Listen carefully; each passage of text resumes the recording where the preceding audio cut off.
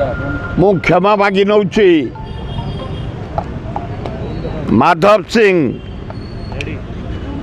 1986 मसीह जन्म होते से बरगढ़ जिलार बिंजल आदिवासी संप्रदायर घेस परिवार जमींदार थिले।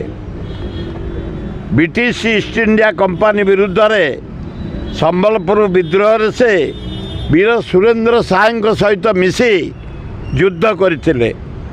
माधव सिंह 3 पुओ थिले, हटे सिंह, बैरी सिंह, गुजल सिंह।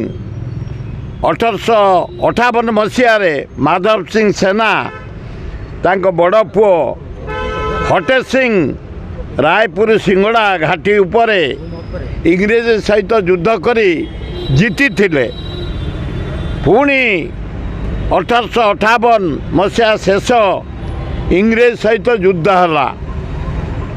से युद्ध रे इंग्रेज माने माधव सिंह बंदी कले एवं 1885 मसीह डिसेम्बर 31 तारीख दिन तांको फांसी देले।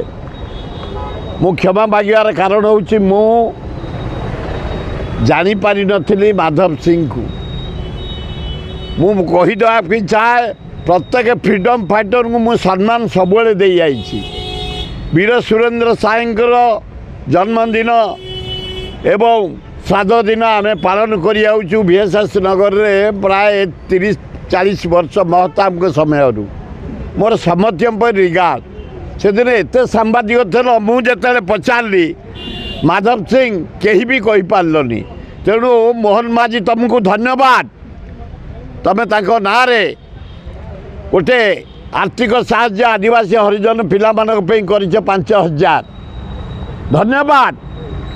आदिवासी हिसाब से माधव सिंह आदिवासी थिले एवं 156 कोटी टंकार व्यय व्यवस्था कर 5,000 टंका लेखा प्रत्येक छात्र छात्री को दिज्व।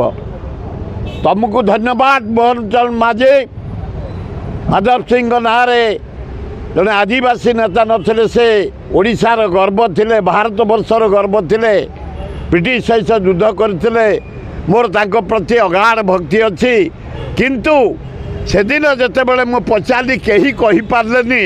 तेणु हे मोहन माझी मोर आपण को अनुरोध ओडिशार जेते फ्रीडम फाइटर समस्तर बही बाहर करे स्कूल लोक मान को जन दिया जो आम भूल जापारूनु भूल हो जाऊँ विराट भूल हो जाए मोर असम्मान दे मु माधव सिंह की। तेणु क्षमा मागी नौ किंतु प्रत्येक फ्रीडम फाइटर स्टोरी जनसाधारण को जनयार व्यवस्था करूँ। एड़े बड़ नेता एड़े बड़ फ्रीडम फाइटर माधव सिंह अथच आम जापारूनु भूल रही जाऊँगी भूल बाहर जाइए। तेणु आम क्षमा मागी नौ प्रत्येक फ्रीडम फाइटर स्टोरी नुआ पीढ़ी जानवे कौन आम तो जापारूनु से विषय कौन इतिहास लोकलोचन को आसिया दरकार। सरकार PR डिपार्टमेंट ताको प्रिंट करी स्कूल कॉलेज जनसाधारण गाँ क्लब महिला समिति पाठागार रे जदि पहुँचेबे ए भलिया भूल आउ केबे हब नाही।